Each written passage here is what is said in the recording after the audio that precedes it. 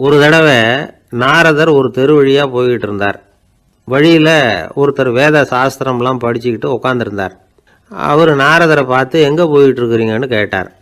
கடவுளை பார்த்துட்டு வரலாம்னு போயிட்டு இருக்கிறேன் அப்படின்னார் நாரதர். அப்படின்னா அவர்கிட்ட எனக்கு எப்போ முக்தி கிடைக்கும்னு கேட்டுட்டு வாங்களேன் அப்படின்னார் இவர். சரி கேட்டு வரேன் அப்படின்னு சொல்லிவிட்டு நாரதர் நடந்தார். கொஞ்சம் தூரத்தில் ஒரு மரத்தடியில் ஒரு தொழிலாளி செருப்பு தைச்சிக்கிட்டு உட்காந்துருந்தார். அந்த ஆளும் அதே மாதிரி கேட்டுக்கிட்டார். எனக்கு எப்போ முக்தி கிடைக்கும்னு கடவுள்கிட்ட கேட்டுக்கிட்டு வாங்களேன்னார். அவர்கிட்டையும் சரின்னு சொல்லிவிட்டு நாரதர் நேராக வைகுண்டத்துக்கு வந்து சேர்ந்தார். கடவுளை பார்த்தார். இவங்க 2 பேரும் சொல்லி அனுப்பின விஷயத்தை பற்றி கேட்டார். அதுக்கு கடவுள் சொன்னார், அந்த செருப்பு தைக்கிற தொழிலாளி உடல் நீத்ததும் உடனே என்னை வந்து அடைவான். ஆனால் அந்த சாஸ்திரம் படித்த ஆள் இப்போதைக்கு என்கிட்ட வந்து சேரமாட்டான். அவன் இன்னமும் பல பிறவிகள் எடுத்து அங்கேயே இருக்க வேண்டியிருக்குது. எப்போ இங்கே வந்து சேருவான்னு எனக்கே தெரியாது அப்படின்னார். நாரதருக்கு இதோட ரகசியம் என்னங்கிறது புரியல. எனக்கு ஒன்றும் புரியலையேன்னாரான் கடவுள்கிட்ட. சீக்கிரம் புரிஞ்சுக்குவேன். நீ திரும்பி போகிறப்போ நான் இங்கே வைகுண்டத்தில் என்ன செஞ்சுக்கிட்டு இருக்கேன்னு கேட்டால், ஒரு ஊசியின் துவாரத்தில் ஒரு யானையை கோத்துக்கிட்டு இருக்கிறேன்னு அவங்கக்கிட்ட சொல்லு அப்படின்னார் கடவுள் சிரிச்சுக்கிட்டே. நாரதர் பூமிக்கு திரும்பினார். கடவுளை பார்த்தீங்களா, எப்படி இருக்கார் அப்படின்னு விசாரித்தார். வேத சாஸ்திரம் படித்தவர். ஓ பகவானா, அவர் யானையை ஊசியின் காதில் நுழைச்சிக்கிட்டு இருக்கிறார் பார்த்தேன்னார் நாரதர்.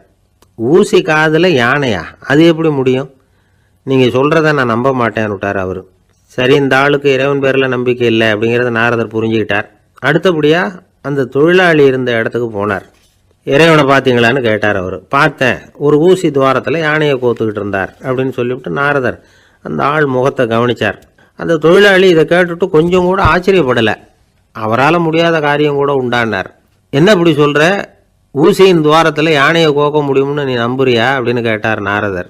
நிச்சயமாக நம்புகிறேன்னார் அவர். அது எப்படி அப்படின்னு கேட்டார் இவர். இதை பாருங்கள், நான் இந்த ஆலமரத்தடியில் தான் தினமும் உட்காந்துருக்கிறேன். தினமும் இந்த மரத்திலிருந்து எவ்வளவோ பழம் கீழே விழுது. இந்த பழத்தில் இருக்கிற ஒவ்வொரு விதையிலேயும் உள்ள ஒரு ஆலமரம் இருக்குது. ஒரு சின்ன விதைக்குள்ள ஒரு பெரிய ஆலமரம் இருக்க முடியுங்கிறப்ப ஊசி துவாரத்தில் கடவுள் யானையை நுழைய வச்சாருங்கிறத ஒத்துக்கிறதுல என்ன கஷ்டம் இருக்குது அப்படின்னு ரொம்ப சர்வசாதாரணமாக பதில் சொன்னாராம் அந்த தொழிலாளி. நாரதர் யோசனை பண்ணார். இந்த தொழிலாளி வேத சாஸ்திரங்களையெல்லாம் படிக்கலைன்னா கூட அறிவுபூர்வமாக சிந்திச்சு இறைவனை நம்புகிறான். அதனால தான் கடவுள் இந்த ஆளுக்கு சீக்கிரம் முக்தி கிடைக்கும்னு சொன்னார் அப்படிங்கிறத புரிஞ்சுக்கிட்டாராம். இந்த கதையில் வர்ற கடவுள், நாரதர், வைகுண்டம் இதெல்லாம் ஒரு பக்கம் இருக்கட்டும், ஒரு சின்ன விதைக்குள்ள ஒரு பெரிய ஆலமரம் தூங்கிக்கிட்டு இருக்கு அப்படிங்கிற உண்மை, அந்தரத்தில் 1000 கிரகங்கள் சுற்றிக்கிட்டு இருக்குங்கிற உண்மை, இதெல்லாம் நாம் பார்த்துக்கிட்டு தானே இருக்கிறோம். இந்த உண்மைகள் அதிசயமாக நமக்கு தெரியறதுனால அதை நம்பாமல் இருந்துட முடியாது.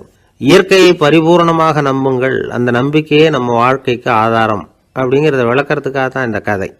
இந்த காலத்தில் நம்ம பிள்ளைங்களுக்கெல்லாம் இது மாதிரி நம்பிக்கை அதிகமாகவே இருக்குது. ஒரு நாள் ஒரு சின்ன பையன்கிட்ட கேட்டேன், ஏன்பா கடவுள் ஒரு பானைக்குள்ளே ஒரு யானையை நுழைய வச்சுட்டாருன்னு சொன்னால் அதை நீ நம்புவியா அப்படின்னு கேட்டோம். நம்புவேன் சார், அது ஒன்றும் பெரிய அதிசயம் இல்லைன்னா. எப்படிறான்னு கேட்டோம். எப்படின்னா அந்த பானை அந்த யானையை விட பெருசாக இருந்திருக்கும், அவ்வளவுதான் அப்படின்னு சொல்கிறான். ஒரு ராஜா இருந்தார். நாடு பூராவும் நிறைய மரங்களை நட்டு வளர்க்கணுங்கிறது அவரோட ஆசை. தானே அதுக்கு முன்மாதிரியாக இருக்கணும்னு நினச்சார். அரண்மனையை சுற்றி மரங்களை நட்டு வளர்த்தார். இதை பார்த்துட்டு ஜனங்களும் அவங்கவுங்க வீட்டை சுற்றி மரக்கன்றுகளை நட்டு வளர்த்தாங்க. கொஞ்ச காலத்தில் ஊர் பூரா பசுமையாக மாறிச்சு. எல்லாருக்கும் சந்தோஷமாக இருந்தது. இது ஒரு பக்கம் இருக்கட்டும். இப்போ நான் சொல்ல போகிற கதை வேறு. அதாவது அந்த ராஜா ஒரு நாள் தன்னுடைய அரண்மனையை சுற்றி இருக்கிற விதவிதமான மரங்களையெல்லாம் போய் பார்த்தார். எப்படி இருக்கிறீங்க அப்படின்னு ஒவ்வொரு மரத்துக்கிட்டையும் விசாரித்தாராம். எந்த மரமும் சந்தோஷமாக இருக்கிறதா தெரியல. அது அதுக்கும் மனசில் ஒரு குறை. முதல்ல ஆலமரத்துக்கிட்ட போனார். அது சொல்லிச்சு, மண்ணா, நான் நல்லா பெருசாக வளர்ந்துருக்கிறேன், அடர்த்தியாக இருக்கிறேன், கிளையெல்லாம் 4 பக்கமும் நல்லா படர்ந்து தான் இருக்குது. இருந்தாலும் எந்த பிரயோஜனமும் இருக்கிறதா தெரியல எனக்கு. என்னுடைய பழம்லாம் ரொம்ப சின்னதாக இருக்குது, என் கண்ணுக்கு சரியாக புறப்பட மாட்டேங்குது. நான் இருக்கிற சைஸுக்கு என்னுடைய கிளையில் இருக்கிற பழம்லாம் எவ்வளோ பெருசாக இருக்கணும். அது இத்தினூண்டு இருக்கிறது எனக்கு பெரிய அவமானமாக இருக்குது. இப்படி இங்கே நின்றுக்கிட்டு இருக்கிறதே ரொம்ப கூச்சமாக இருக்குது. ஒரு நல்ல புயல் வந்ததுன்னா பேசாமல் சாஞ்சு விடலாமான்னு பார்க்குறேன் அப்படின்னு புலம்புது ஆலமரம். சரி இருக்கட்டும்னு நினச்சிக்கிட்டு ராஜா அடுத்தபடியாக ஒரு அத்தி மரத்துக்கிட்ட போனார். அதுவும் புலம்ப ஆரம்பிச்சுட்டுது. நான் கூட பெரிய மரம் தான், இல்லை இலையெல்லாம் அழகாக தான் இருக்குது, பழம் அழகாக இருக்குது, இருந்தாலும் உள்ள விஷயம் இல்லையே. அத்தி பழத்தை புட்டு பார்த்தா அத்தனையும் சொத்தை அப்படின்னு பழமொழியே உண்டாயிட்டுதே. இப்படி ஒரு கெட்ட பேரோடு நான் இருக்கணுமா அப்படின்னு புலம்புது அது. சரி, இது இருக்கட்டும் அப்படின்னு சொல்லி அடுத்தபடியாக வேப்ப மரத்துக்கிட்ட போனார். அது தன்னுடைய வேதனையை வெளியிட்டது. எனக்கு எவ்வளவோ மருத்துவ குணங்கள்லாம் இருக்கிறதா சொல்லிக்கிறாங்க, இருந்தாலும் என்ன பிரயோஜனம்? என்னுடைய பழத்தை மனிதர்கள் யாரும் விரும்பி சாப்பிட்றது இல்லையே அப்படின்னுது. ராஜா அடுத்தாப்புல இருந்த ஒரு பனை மரத்துக்கிட்ட போனார். நான் நல்லா உயரமாக தான் வளர்ந்துருக்கிறேன், மற்ற மரங்கள்லாம் என்னை அண்ணாந்து தான் பார்க்கணும், இருந்தாலும் என்கிட்ட நிழலுக்காக யாரும் ஒதுங்கிறது இல்லையே அப்படின்னுது. என்ன இது, எல்லா மரமும் இப்படி திருப்தி இல்லாமல் இருந்துக்கிட்டு இருக்குதே அப்படின்னு நினச்சிக்கிட்டே ராஜா அடுத்தபடியாக அங்கே இருந்த ஒரு பைன் மரத்துக்கிட்ட போனார். அழகாக உயரமாக பசுமையாக தான் இருந்தது, ஆனால் பழமோ பூவோ கிடையாது. அதை நினச்சி அது வருத்தப்பட்டுக்கிட்டு இருக்குது. ஓக் மரம் அது ஒன்று நின்றுட்டு இருந்தது. அது என்ன சொல்லிச்சுன்னா, இலை உதிர் காலத்தில் என் மேலே இருக்கிற எல்லா இலைகளும் உதிர்ந்து போடுது, முடி கொட்டின மனிதர்கள் மாதிரி மொட்டையாக நான் நிற்க வேண்டியிருக்குது, என்ன வாழ்க்கை இது அப்படின்னு சொல்லி அழுத்துக்கிட்டது. சரி, புளிய மரம் என்ன சொல்லுது பார்ப்போம்னு அதுக்கிட்ட போனால், என்னுடைய நிழலில் யாருமே தங்க மாட்டாங்க, உடம்புக்கு சூடுன்னு ஒதுங்கி போயிடுவாங்க, அடிமரத்தை பார்த்திங்கன்னா பட்டையெல்லாம் உறிஞ்சி பார்க்குறதுக்கே கேவலமாக இருப்பேன் அப்படின்னுது அது. முருங்கை மரம் என்ன சொல்லிச்சு தெரியுமா, என்னுடைய இலை காயெல்லாம் சாப்பிட்றவங்களுக்கு சத்து கொடுக்கறது வாசம்தான், ஆனால் என் உடம்புல சத்தே கிடையாது, கொஞ்சம் வேகமாக காற்று அடிச்சதுன்னா முறிஞ்சி விழுந்துடுறேன், என்ன வாழ்க்கை இது அப்படின்னு சொல்லி அது வருத்தப்பட்டது. ராஜா யோசனை பண்ணார். என்ன இது, மரங்கள் பூமியின் வரங்கள்னு சொல்கிறோம், மழை பெய்யறதுக்கு அதுதான் காரணம், பூமி செழிப்பாக இருக்கிறதுக்கும் அதுதான் காரணம், வீடு கட்டுறதுக்கு மரம், நாற்காலி செய்ய உபயோகப்படுத்துறதுக்கும் அதுதான் உபயோகப்படுது, மனுஷனுக்கு வேண்டிய ஆகாரங்களையும் கொடுக்குது, இப்படிலாம் இருந்தும் எல்லா மரமும் நிம்மதி இல்லாமல் இருந்துக்கிட்டு இருக்குதே அப்படின்னு நினச்சார். அப்போது அங்கே இருந்த ஒரு மகிழ மரம் அவர் கண்ணில் பட்டுது. அந்த மரம் மட்டும் கொஞ்சம் நிம்மதியாக மகிழ்ச்சியாக இருக்கிறது மாதிரி தெரிஞ்சுது. உடனே ராஜா அதுக்கிட்ட போனார். உனக்கு மனசில் எதுவும் குறை இல்லையான்னு கேட்டார். இல்லை, நான் சந்தோஷமாக தான் இருக்கேன்னு அந்த மகிழ மரம். அப்படியான்னு ஆச்சரியமாக கேட்டார் ராஜா. ஆமாம் அண்ணா, இந்த இடத்துல நீங்கள் ஒரு முருங்கை மரத்தையோ வேப்ப மரத்தையோ கூட நட்டிருக்கலாம், ஆனால் இந்த இடத்துல நடுறதுக்கு என்ன தேர்ந்தெடுத்துருக்குறீங்க, அதுவே எனக்கு பெருமை, அதுவே எனக்கு திருப்தி அப்படின்னு தான் மகிழ மரம். மகிழ மரம் சாதாரணமாக தான் இருக்கும், இளம் மஞ்சள் நிறத்தில் பூக்கள், அது காய்ந்தும் மனம் வீசும். மகிழ மரம் மாதிரி மன திருப்தியோடு வாழறதுக்கு நாம் கற்றுக்கணுமா. நாம் இந்த உலகத்தில் ஒரு நாயாவோ நரியாவோ கூட பிறந்திருக்கலாம், மனுஷனாக பிறந்திருக்கிறோம், அதுவே பெருமை தானே. இந்த நிறைவு தான் மகிழ்ச்சியின் ரகசியம். ஒரு பையன் அப்பா கிட்ட போய், அப்பா நீங்கள் இந்த உலகத்தில் ஒரு மனுஷனாக பிறந்தது என்னோட அதிர்ஷ்டம் நானா. ஏண்டா அப்படி சொல்கிறேன்னு இருக்கார் அப்பா. நீங்கள் ஒரு கரடியாக பிறந்திருந்தா இந்நேரம் நானும் ஒரு கரடி குட்டியாக தானே இருந்திருப்பேன் அப்படின்னு நானா பையன். ஒரு தீக்குச்சி தீப்பெட்டியை பார்த்து கேட்டுதான், நாம் 2 பேரும் தானே உரசிக்கிறோம், ஆனால் நான் மட்டும் தீ பிடிச்சி எரிஞ்சு போகிறேன், நீ அப்படியே இருக்கிறியே அப்படின்னு தான். அதுக்கு தீப்பெட்டி சொல்லியிருக்குது, உனக்கு தலையில் கணம் இருக்குது அதனால் அழிஞ்சு போகிற அப்படின்னு தான். எப்படி இருக்கு பாருங்கள் இந்த பதில். தலையில் கணம் உள்ளவங்க யாருமே சரியாக இருக்க முடியாது, எவ்வளவு பெரியவங்களாக இருந்தாலும் சரி, ரொம்ப கஷ்டம்தான் அது. கர்வம்ங்கிறது கூடவே கூடாது. இதை விளக்கிறதுக்கு மகான் ஒருத்தர் ஒரு சம்பவத்தை சொல்கிறார். அர்ஜுனன் தீர்த்த யாத்திரை பண்ணானா, அப்போது தென்னிந்தியாவுக்கு வந்திருக்கிறான். ராமேஸ்வரத்துக்கு போனப்போ அங்கே இலங்கைக்கு கல்லுலாம் அடுக்கி போடப்பட்டிருந்த பாலத்தை பார்த்தானா. ஒரு சின்ன குரங்கு அதுக்கு பக்கத்தில் விளையாடிக்கிட்டு இருந்திருக்கு. அதை பார்த்துட்டு அர்ஜுனன் சிரிச்சிருக்கான். ஏன் சிரிக்கிறேன்னு கேட்டிருக்கு அந்த குரங்கு.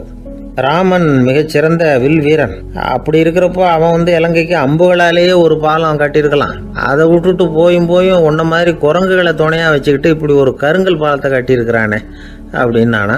அம்புகளால் பாலம் கட்ட முடியுமா அப்படின்னு கேட்டுதான் குரங்கு. ஏன் முடியாது, என்னால் முடியுமேன்னு இருக்கான் அர்ஜுனன்.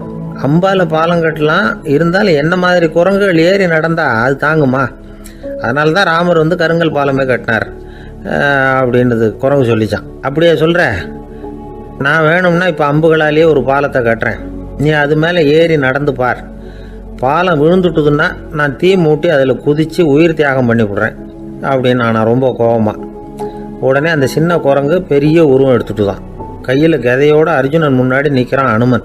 பார்த்தா, என்னுடைய தலைவர் ராமரையா இழிவாக பேசுகிற, நீ இப்போ பாலம் கட்டு, நான் என்னுடைய பலத்தை காட்டுறேன் அப்படின்னு அனுமன். அர்ஜுனன் தன்னுடைய காண்டிபத்தை எடுக்கிறான், சரமாரியா அம்புகளை விடுறான், அதெல்லாம் ஒன்றோட ஒன்று கோத்துக்கிட்டு அப்படியே பாலம் மாதிரி நிற்கிது.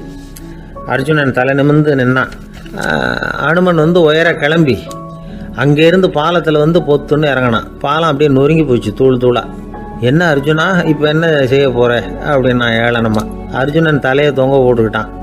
சொன்னபடி தீ மூட்டி அதில் குதிக்கிறதுக்காக 3 தடவை சுற்றி வந்தான். அப்போது கிருஷ்ணர் அங்கே வந்தார்.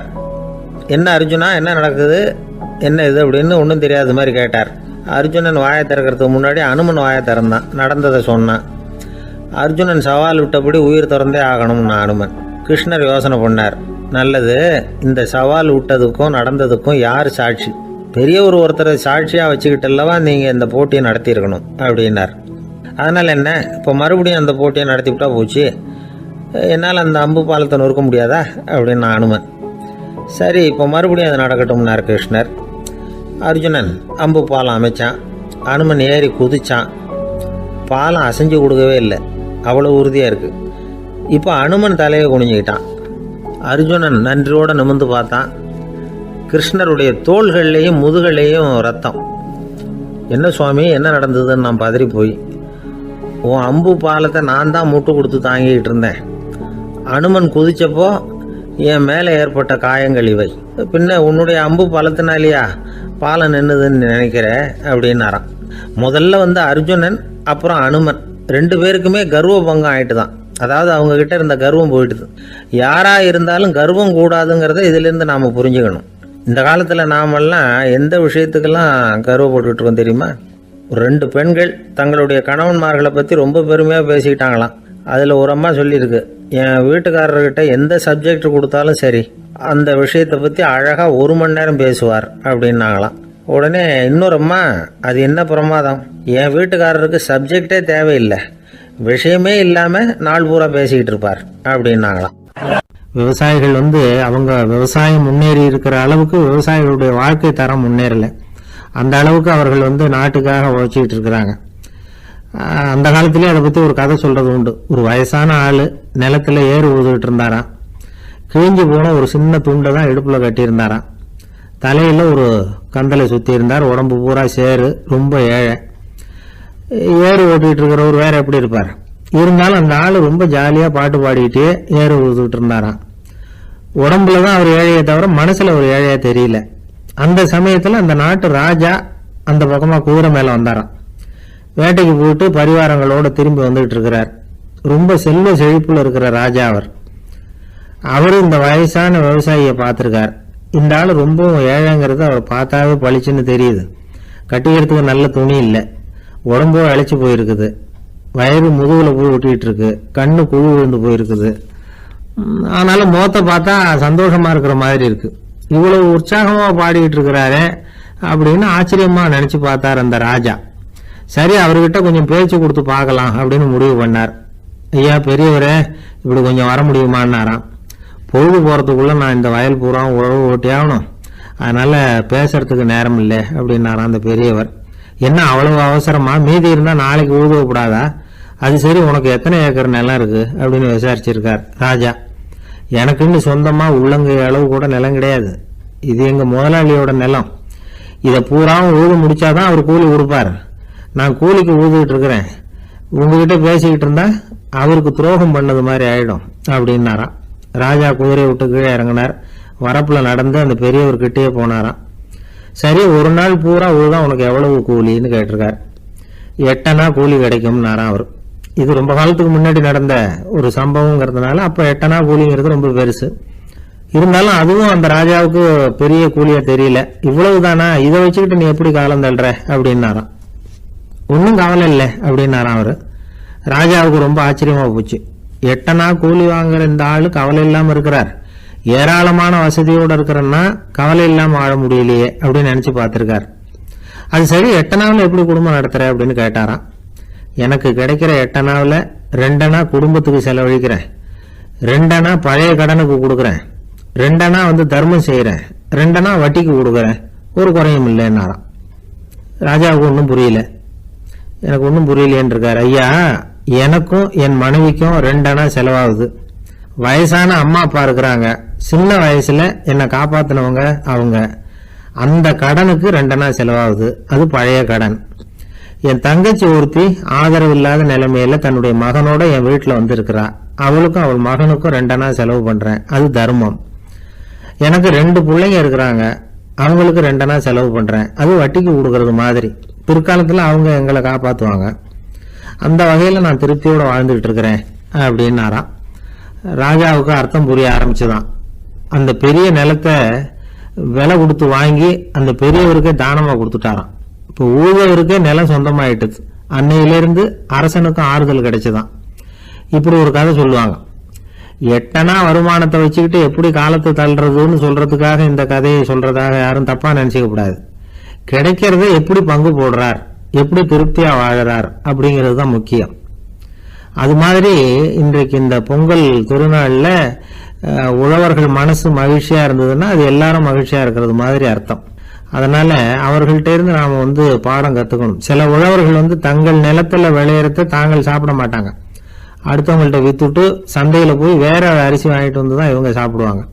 அப்படிப்பட்ட விவசாயிகள்லாம் இது உண்டு. பங்கிடுகிற பண்பை உழவர்கள்ட்ட இருந்து கற்றுக்கொள்ளுங்கள் அப்படிம்பாங்க. ஒரு ஆள் நிம்மதியா மகிழ்ச்சியா இருந்தானா, உங்க நிம்மதிக்கும் மகிழ்ச்சிக்கும் என்ன காரணம்னு கேட்டிருக்காரு இன்னொருத்தர். என்கிட்ட இருந்தது பூராவையும் என் பிள்ளைங்களுக்கு சமமா பங்கு போட்டு கொடுத்துட்டேன், எனக்குன்னு எதுவுமே வச்சுக்கல, அதுதான் நிம்மதிக்கு காரணம்னு இருக்கான். உங்ககிட்ட இருந்தது எவ்வளவு இருந்தது அப்படின்னு கேட்டிருக்காரு அவரு. மொத்தமா ஒரு 50,000 ரூபாய் இருக்கும் அப்படின்னு இருக்கான். அவ்வளவும் பணமாவே இருந்ததா அப்படின்னு கேட்டிருக்காங்க அவங்க. இல்லைங்க, அவ்வளவும் கடன், அதை தான் பிரிச்சு கொடுத்துருக்கேன் பிள்ளைங்க கிட்ட அப்படின்னு நானா. அவன் நம்பிக்கை இல்லைன்னா இந்த உலகத்துல நாம நடமாடவே முடியாது. அவநம்பிக்கையோடு இருந்துகிட்டு இருந்தா என்னைக்கும் அவஸ்தை தான். நாம நம்புறது நடக்குதோ இல்லையோ அது வேற விஷயம். ஆனா எதையும் நம்பி தான் நாம அடி வைக்க வேண்டியிருக்கு. வேற ஒன்றும் வேணாம், ஒரு லாட்ரி சீட்டு வாங்குறோம், அது எங்க நமக்கு விழப்போகுது அப்படிங்கிற அவநம்பிக்கையோடவா வாங்குறோம். பரிசு நமக்கு தான் அப்படிங்கிற நம்பிக்கை உள்ளூர இருக்கிறதுனால தான் அதை வாங்குறோம். இருந்தாலும் முடிவு வேற மாதிரி ஆயிடுது. அதுக்காக மனசு சோர்ந்து போறதில்ல, அடுத்த மாசமும் சீட்டு வாங்குறோம். இந்த நம்பிக்கை தான் மனித வாழ்க்கைக்கு ஆதாரம். ஒரு கடையில் போய் டீ சாப்பிட்றீங்க, அந்த டீ நல்ல டீ தானா, அதில் விஷம் கலந்துருக்குமா அப்படிங்கிற சந்தேகம் வந்துட்டுதுன்னு வச்சுங்க. அதுக்கப்புறம் அதை எப்படி நீங்கள் சாப்பிட முடியும்? நம்பி தான் சாப்பிட்ணும். ரயில் ஒழுங்காக போய் சேருங்கிற நம்பிக்கை இருக்கிறதுனால தான் அதில் ஏறி உட்காடுறோம். லெட்டர் ஒழுங்காக போய் சேருங்கிற நம்பிக்கை இருக்கிறதுனால தான் பெட்டியில் போடுறோம். சரி, நம்ம கதையெல்லாம் நம்மளோட இருக்கட்டும். மனித நம்பிக்கை எந்த அளவுக்கு உறுதியாகவும் அறிவுபூர்வமாகவும் இருக்கணுங்கிறதுக்கு அலெக்சாண்டர் வாழ்க்கையில் நடந்த ஒரு சம்பவத்தை உதாரணமாக சொல்லலாம். இந்த உலகத்தையே ஜெயிக்கணும்னு புறப்பட்டார் அலெக்சாண்டர்.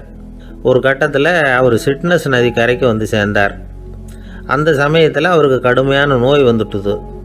அவர் கூடவே வந்திருந்த கிரேக்க வைத்தியர்கள் என்னென்னமோ முயற்சியெல்லாம் பண்ணி பார்த்தாங்க. இருந்தாலும் அலெக்சாண்டருக்கு வந்திருக்கிறது என்ன நோய்ங்கிறத அவங்களால கண்டுபிடிக்க முடியல. ஏன்னா அந்த பகுதியில் உள்ளவங்களுக்கு மட்டுமே அதிகமாக வரக்கூடிய ஒரு வினோதமான நோயாக இருந்தது அது. ஆனால் அவர் இருக்கிற இடம் எதிரியோட இடம், பாரசீக மன்னனோட ஆளுகைக்கு உட்பட்ட இடம். என்ன பண்ணுறது அப்படின்னு எல்லாரும் யோசனை பண்ணாங்க. பாரசீக மன்னனோட அரண்மனையில் இருக்கிற வைத்தியர் வந்தால் இந்த நோயை குணப்படுத்தி விடுவார் அப்படின்னு சொன்னாங்க. இருந்தாலும் எதிரியோட நாட்டில் இருக்கிற வைத்தியரை கூப்பிட்டு எப்படி நம்பி வைத்தியம் பார்க்க சொல்கிறது அப்படின்னு சொல்லி எல்லாரும் தயங்கினாங்க. ஆனால் அலெக்சாண்டர் தயங்கலை. பரவாயில்ல, அழைச்சிட்டு வாங்கன்னு விட்டார். உடனே அவரை போய் அழைச்சிட்டு வந்துட்டாங்க. அவர் வந்தார். அலெக்சாண்டர் உடம்பை பரிசோதனை பண்ணி பார்த்தார். சரி, இதை குணப்படுத்தி விடலாம், பயப்பட வேண்டியதில்லை. ஆனால் இதுக்கு ஒரு மூலிகை ரசம் தயார் பண்ணி கொடுக்கணும். நான் போய் அதை தயார் பண்ணிவிட்டு 2 நாளில் திரும்பி வந்துடுறேன் அப்படின்னு சொல்லிவிட்டு போனார் அந்த வைத்தியர். அதே மாதிரி 2 நாளில் திரும்பி வந்தார் மூலிகை ரசத்தோட.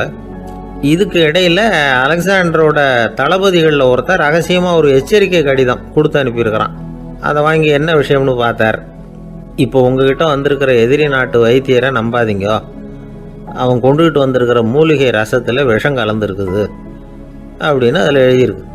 அதை பார்த்தார் அலெக்சாண்டர். இருந்தாலும் கொஞ்சம் கூட அலட்டிக்கல. வைத்தியர் கொடுத்த மருந்தை வாங்கி கடகடன்னு குடிச்சுட்டு அதுக்கப்புறம் அந்த கடிதத்தில் இருந்த விஷயத்தை அந்த வைத்தியர்கிட்ட சொன்னார்.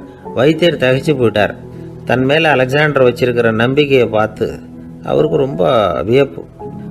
வைத்தியர் உண்மையிலேயே நல்ல மருந்து தான் கொண்டுட்டு கொடுத்துருக்கிறார், அதில் விஷம்லாம் எதுவும் கலக்கலை. அதுக்கப்புறம் அலெக்சாண்டர் அந்த வைத்தியரை பார்த்து சொன்னாராம், நம்பிக்கைங்கிற அச்சாணியை ஆதாரமாக வச்சுக்கிட்டு தான் இந்த உலகம் சுற்றிக்கிட்டு இருக்குது. எனக்கு எதிரியாக இருந்தாலும் பாரசீக மன்னர் ரொம்ப ரொம்ப பெரியவர். அப்பேற்பட்ட மன்னருடைய அரண்மனை வைத்தியர் தொழில் நேர்மை இல்லாதவராக இருக்க மாட்டார். அப்படி இருந்தால் அவரை அரண்மனை வைத்தியராக வச்சிருக்கவே மாட்டாங்க அப்படின்னு நம்பினேன். என்னுடைய நம்பிக்கை வீண் போகலை அப்படின்னாராம். இதுதான் மானுட நம்பிக்கைங்கிறது. இந்த காலத்துலேயும் இது மாதிரி இந்த மானுட நம்பிக்கையை ரொம்பவும் சாமர்த்தியமாக கையாளுகிற கெட்டிக்காரங்க சில பேர் இருக்கிறாங்க. இந்த காலத்து குரு, அவருக்கு ஒரு சிஷ்யன். குரு முன்னாடி அந்த சிஷ்யன் ரொம்ப பணிவாக நின்று, குருவே, உங்கள் கையால் விஷத்தை கொடுத்தாலும் அதை வாங்கி மடமடன்னு குடிச்சிருவேன் அப்படின்னா. உன்னுடைய குரு பக்தியை மெச்சினேன் அப்படின்னார் குரு.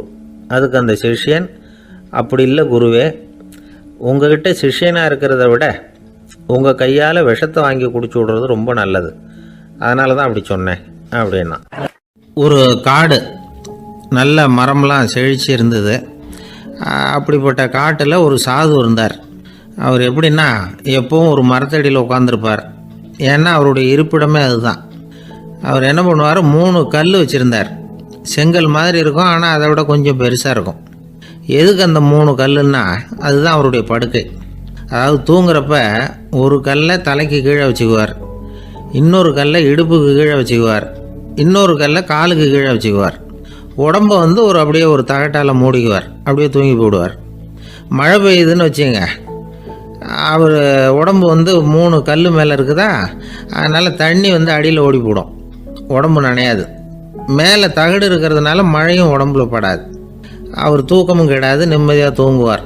பகலில் அந்த 3 கல்லையும் ஒரு சேர ஒரு அடுப்பு மாதிரி வச்சு அது மேலே உட்காந்துக்குவார். அதனால் பாம்பு பூச்சி எதுவும் அவரை தொந்தரவு பண்ணுறதில்ல, அது பாட்டுக்கு நடந்து போயிடும். அவர் பாட்டுக்கு நிம்மதியாக இருப்பார். யாராவது எதையாவது கொண்டுகிட்டு கொடுத்தா அதை வாங்கி சாப்பிடுவார், அவ்வளவுதான். ஒரு நாள் அந்த நாட்டு அரசன் காட்டுக்கு வேட்டையாட வந்தான். அந்த வழியாக வந்தப்போ இந்த சாது படுத்துருக்கிறத பார்த்தான், பரிதாபப்பட்டான். ஐயோ பாவம், இவர் இப்படி இந்த கல் மேலே உடம்பை வச்சுக்கிட்டு தூங்குறாரு, என்ன பாடுபடுவார், இவரை நாம் அரண்மனைக்கு அழைச்சிட்டு போய் சுகமாக நிம்மதியாக இருக்கிறதுக்கு வழி செஞ்சு கொடுப்போம், அது ரொம்ப நல்லாயிருக்கும் அப்படின்னு நினச்சான். அப்படி நினச்சிக்கிட்டே அரண்மனைக்கு வந்துட்டான். அதுக்கப்புறம் ஒரு பல்லக்கையும் 2 சேவகர்களையும் காட்டுக்கு அனுப்பி அந்த சாதுவை மெதுவாக இங்கே அழைச்சிட்டு வந்துடுங்க அப்படின்னு சொல்லி அனுப்பி வச்சான். இவங்க போய் அவர்கிட்ட விவரத்தை சொன்னாங்க. எனக்கு என்னத்துக்கு அரண்மனை வாசம் அப்படின்னார். இருந்தாலும் மன்னர் உத்தரவு, நீங்கள் அவசியம் வரணும் அப்படின்னாங்க இவங்க. சரின்னு சொல்லிவிட்டு வேறு வழி இல்லாமல் புறப்பட்டார். புறப்படும் பொழுது என்ன பண்ணாருன்னா, மறக்காமல் அந்த 3 கல் ஒரு தகடு அதையும் எடுத்து பல்லக்கில் வச்சுக்கிட்டார். என்னத்துக்கு இதையெல்லாம் எடுத்து வைக்கிறாரு அப்படின்னு சொல்லி அவங்க யோசனை பண்ணாங்க. இருந்தாலும் அதை பற்றி ஒன்றும் கேட்கல. பேசாமல் அவரை அழைச்சிட்டு போய் அரண்மனையில் விட்டுட்டாங்க. அரசன் ஓடி வந்தான், வரவேற்றான், அறுசுவை உணவு படைத்தான். அவர் படுக்கிறதுக்கு தங்க கட்டில், பட்டு மெத்தை, இப்படி எல்லாம் ஏற்பாடு பண்ணி வச்சான். இங்கே படுத்து ஓய்வு எடுத்துங்க அப்படின்னு சொல்லிவிட்டு அவன் பாட்டு போயிட்டான். மறுநாள் காலையில் பார்க்குறான், சாது படுத்துருக்கிறார். எப்படி தெரியுமா, அந்த பட்டு மெத்தை மேலே 3 கல்லையும் வச்சு வழக்கம் போலவே அது மேலே படுத்துருக்கிறார். அதுக்கு மேலே தகடு. அரசன் பார்த்துட்டு அதிர்ச்சி ஆகிட்டான். என்ன சுவாமி இப்படி அப்படின்னா, சாது சொன்னார், எனக்கு தேவையும் இல்லை குறையும் இல்லை, எல்லா இடத்துலையும் எனக்கு ஒரே மகிழ்ச்சி தான் அப்படின்னார். மகிழ்ச்சிங்கிறது தங்க கட்டிலேயோ பட்டு மெத்தையிலேயோ இல்லை, அது மனசில் இருக்கிற ஒரு விஷயம். உண்மையான மகிழ்ச்சிக்கு வழி மனப்பக்குவம் அப்படிங்கிறது அந்த அரசனுக்கு புரிஞ்சுதான். இந்த காலத்தில் ஒரு சாமியார், அவரை தேடி ஒரு சீடன் வந்தான்.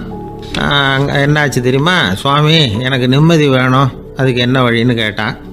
சாமியார் நிமிர்ந்து பார்த்தார். அப்புறம் சொன்னார், நீ ஏகப்பட்ட பேர்கிட்ட கடன் வாங்கியிருக்கிற, அதையெல்லாம் திருப்பி கொடுத்தா தான் உனக்கு நிம்மதி கிடைக்கும்னார். இவனுக்கு ஆச்சரியம். அது எப்படி சாமி, அவ்வளவு கரெக்டாக நான் கடன் வாங்கினதை கண்டுபிடிச்சிங்க அப்படின்னா. உனக்கு கடன் கொடுத்து சாமியாராக போனதே நான் தான்ப்பா, அதனால தான் இந்த கதிக்கு வந்தேன். என்கிட்டயே நிம்மதிக்கு வழி கேட்குறிய, அதுதான்டா வேதனை அப்படின்னாராம் அவர். ரொம்ப நாளைக்கு முன்னாடி ஒரு நாள் கோவலன் நாடகம் நடந்தது. எங்கள் மதுரையில் நடந்தது. அதில் ஒரு முக்கியமான கட்டம், கண்ணகி கிட்ட சிலம்பை வாங்கிக்கிட்டு அதை விற்கிறதுக்காக மதுரை நகருக்கு புறப்படுறான் கோவலன். அந்த சமயத்தில் கண்ணகி பாடுற மாதிரி ஒரு நாடக பாடல், நாடக ஆசிரியர் எழுதினது. அது என்ன பாட்டுன்னா, மா பாவியோர் கூடி வாழும் மதுரைக்கு மன்னா போகாதீர் என்று அப்படின்னு ஆரம்பிக்கும் அந்த பாட்டு. இதுதான் அந்த பாட்டு. இதை கண்ணகி மேடையில் பாடின உடனே கூட்டத்தில் சலசலப்பு. நம்ம ஊர்லேயே நமக்கு முன்னாடியே நின்றுக்கிட்டு மா பாவியோர் கூடி வாழும் மதுரை அப்படின்னு சொல்கிறாங்களே, என்ன தைரியம் அப்படின்னு எல்லாம் குழப்பம் பண்ண ஆரம்பிச்சிட்டாங்க. மக்கள் சத்தம் போட ஆரம்பிச்சிட்டாங்க. எதிர்ப்பு குரல் அது பாட்டுக்கு வர வர அதிகமாக போட்டுது. கொண்டுக்கிட்டு வா அந்த நாடக ஆசிரியரை, எழுதுனது யார் அப்படின்னு ஒரே சத்தம், கூச்சல். வேறு வழி இல்லை. மெதுவாக மேடைக்கு வந்தார் அந்த நாடக ஆசிரியர். 4 பக்கத்திலிருந்தும் கேள்வி கணைகள். மக்களை பார்த்து கொஞ்சம் அமைதியாக இருங்கோ அப்படின்னு சொல்லிவிட்டு தன்னுடைய விளக்கத்தை சொல்ல ஆரம்பித்தார் அந்த நாடக ஆசிரியர். மா அப்படின்னு சொன்னால் திருமகளாகிய லட்சுமி அப்படின்னு அர்த்தம். பா அப்படின்னா கலைமகளாகிய சரஸ்வதி. வி அப்படின்னா மலைமகளாகிய பார்வதி. மா பாவியோர் அப்படின்னா திருமகளும் கலைமகளும் மலைமகளும், இவங்க மூவரும் அப்படின்னு அர்த்தம். இந்த 3 பேரும் வாழ்கின்ற மதுரை புனிதம் நிறைந்தது, சகல செல்வங்களும் நிறைஞ்சது. அப்படிப்பட்ட ஊரில் நான் அணிந்து கொள்ளும் இந்த சாதாரண சிலம்பை யார் வாங்கிக்குவாங்க அப்படிங்கிற எண்ணத்தோடு தான் கண்ணகி அப்படி சொல்கிறா. அதை நினச்சி தான் நான் எழுதினேன். ஆகவே மதுரையை ரொம்ப சிரமப்படுத்தணும், ரொம்ப மோசமாக எழுதணும் அப்படிங்கிற எண்ணம்லாம் எனக்கு கிடையாது. பெருமைப்படுத்தணும்னு நினச்சி தான் அப்படி எழுதினேன் அப்படின்னு விளக்கம் கொடுத்தாராம். இந்த விளக்கத்தை கேட்டதும் எல்லாரும் ரொம்ப சமாதானம் ஆயிட்டாங்களாம். இப்படி விளக்கம் கொடுத்த அந்த நாடக ஆசிரியர் யார் தெரியுமா? அவர் தான் தமிழ் நாடக உலகின் முதல் ஆசான் சங்கரதாஸ் சுவாமிகள். அவருக்கு நகைச்சுவை உணர்வும் அதிகம். 1920ஆம் ஆண்டு திருநெல்வேலியில் அவர் தங்கியிருக்கிறார் நாடகம் நடத்துறதுக்காக. அவர் தங்கியிருந்த வீட்டில் கொசு மூட்டை பூச்சி அதிகமாக இருந்திருக்கு. அவரால் தூங்கவே முடியல. அவர் அனுபவித்த தொல்லைகள் ஒரு பாட்டாக உருவாச்சு. வேடிக்கையாக ஒரு பாட்டு எழுதினாராம். மூட்டையும் கொசுவும் ஒரு வீட்டிலே மீட்டிங் போட்டால் முன்னே நிற்க யாரால் முடியும்? கொசு மோகன ராகம் போல சத்தம் போட்டு முன்னே நின்று செய்திடும் யுத்தம். இதை மறுநாள் நாடகத்தில் கோமாளி வேஷம் போட்ட ஒரு சிறுவனை விட்டு பாட வச்சிருக்காரு. எல்லாரும் சிரித்து ரசித்தாங்களாம். சங்கரதாஸ் சுவாமிகள் கல்யாணமே பண்ணிக்கல, துறவி மாதிரியே வாழ்ந்திருக்கார். தமிழ் நாடக கலைக்கு தன்னையே அர்ப்பணம் பண்ணிட்டவர் அவர். 1922 நவம்பர் மாதத்தில் ஒரு நாள் புதுச்சேரியில் அவர் வாழ்க்கை முடிஞ்சுது. அப்போ அவருக்கு வயசு 55. சங்கரதாஸ் சுவாமிகள் நாடக ஆசிரியர் மட்டும் இல்லை, மேடை நாடக இயக்குனர், தயாரிப்பாளர். அவரே ஒரு சிறந்த நடிகர். ஒரு தடவை சாவித்திரி நாடகத்தில் இவர் யமதர்மனா வேஷம் போட்டு நடிச்சிருக்கிறார். நாடகம் பார்த்துக்கிட்டு இருந்த கருவுற்ற ஒரு பெண்மணிக்கு பயத்தினால அங்கேயே குழந்தை பிறந்துட்டு தான். அந்த நிகழ்ச்சிக்கு அப்புறம் இவர் இந்த வேஷம் போடுறப்போலாம் ஜனங்களுக்கு முன்கூட்டியே எச்சரிக்கை கொடுக்க ஆரம்பிச்சிருவாராம். அதாவது அப்படி யாராவது பயப்படுறவங்க இருந்தால் கொஞ்சம் கண்ணை மூடிங்க அல்லது எழுந்திரிச்சு போடுங்கன்னு. நடிப்புன்னா அப்படிலாம் இருக்கணும். இந்த காலத்தில் நடிகர் ஒருத்தர் சொன்னார், சார் நான் இந்த நாடகத்தில் நடிக்கிறப்போ முகத்தில் நவரசங்களையும் காட்டி நடித்தேன், உணர்ச்சிகளை எல்லாம் நல்லா காட்டி நடித்தேன். அப்படி இருந்தும் ஜனங்கள் கல்லை எடுத்து மேடையில் வீசிவிட்டாங்க சார் அப்படின்னார். நாடகத்தில் உங்களுக்கு என்ன வேஷம் அப்படின்னு கேட்டாங்க. அது செத்து கிடக்கிற பணமாக நடித்தேன் சார் அப்படின்னார். ஒரு ஊரில் ஒரு இளைஞன் இருந்தான். ஒரு நாள் அவன் ஒரு குருவை தேடிக்கிட்டு புறப்பட்டான். ஊரை விட்டு வெளியில் போனான். போகிற வழியில் ஒரு காடு. அந்த காட்டில் ஒரு மரத்தடியில் ஒரு பெரியவர் உட்காந்துருக்கிறார். அமைதியாக மௌனமாக அவர் அமர்ந்திருக்கிறார். இந்த பெரியவரை விசாரிக்கலாம், குருவை தேடி கண்டுபிடிக்கிறதுக்கு இவர் ஏதாவது ஒரு வழி சொல்லி கொடுப்பார் அப்படின்னு நினச்சிக்கிட்டு அவரை நெருங்கினான். ஐயா, எனக்கு ஒரு குரு தேவை, எங்கே கிடைப்பார்? அவரை எப்படி அடையாளம் கண்டுபிடிக்கிறது? அதை பற்றி ஏதாவது விவரம் சொன்னீங்கன்னா நான் கண்டுபிடிச்சிக்குவேன் அப்படின்ட்டுருக்கான். பெரியவர் நிமிர்ந்து பார்த்தார். தம்பி, அது ரொம்ப சுலபம். அவர் வயசானவராக இருப்பார், என்னை விட சுமார் 30 வயசு அதிகமாக இருக்கும். அவர் ஒரு மரத்தடியில் தான் உட்காந்துருப்பார் அப்படின்ட்டுருக்கான். சரிங்க பெரியவரே, அது என்ன மாதிரியான மரம், எப்படி இருக்கும் அப்படின்னு கேட்டிருக்கான். பெரியவர் அந்த விவரங்களையும் சொல்லியிருக்கிறாரு. அது மட்டும் இல்லை, சந்திக்கிற நாள், நேரம், வினாடி முதற்கொண்டு எல்லா விவரங்களையும் துல்லியமாக சொன்னாராம். இவ்வளவு விவரங்களை இவரால் எப்படி சொல்ல முடியுது அப்படின்னு இவனுக்கு ஆச்சரியம். இருந்தாலும் அந்த பெரியவர் கடைசியாக ஒரு விவரம் சொன்னார். அது என்ன தெரியுமா? எப்படியும் நீ அவரை சந்திக்கிறதுக்கு ஒரு 30 வருஷம் ஆகும் அப்படின்னு சொல்லிவிட்டாராம். ரொம்ப நன்றிங்க பெரியவரே அப்படின்னு சொல்லிவிட்டு அந்த இளைஞன் புறப்பட்டுருக்கான். இப்போ அவனுக்கு குரு பற்றின விவரம் எல்லாம் கிடச்சிட்டுது, சந்திக்கிற நேரமும் தெரிஞ்சுட்டுது. ஆனால் 30 வருஷம் அவரை தேடி அலைய வேண்டியிருக்குமே. அவன் தேட ஆரம்பித்தான். காடு மலை எல்லாம் சுற்றி அலைஞ்சான். பல வருஷங்கள் தேடினான். அழுத்து போயிட்டான். கடைசியில் அவனுக்கும் வயசாகிட்டுது. கடைசியில் தன்னுடைய சொந்த ஊருக்கே திரும்பி போய்கிட்டு இருந்தான். அங்கே ஒரு மரத்தடியில் அவன் தேடிக்கிட்டு இருந்த குருநாதர் கிடைச்சார். யார் அவருன்னா, 30 வருஷத்துக்கு முன்னாடி வழி சொல்லி கொடுத்தாரில்ல அதே பெரியவர். அவருக்கு இப்போ 30 வயசு அதிகமாக இருந்தது. அதே மரம் அன்னைக்கு பெரியவர் சொன்ன அடையாளம் இப்போ பொருத்தமாக இருந்தது. இப்போ அந்த பெரியவர் சொன்னார், சரியாக வந்து சேர்ந்துட்டேன், வா, உனக்காக தான் நான் இவ்வளவு காலமும் காத்துக்கிட்டு இருந்தேன் அப்படின்னாராம். என்ன சொல்கிறீங்கன்னு இருக்கான்.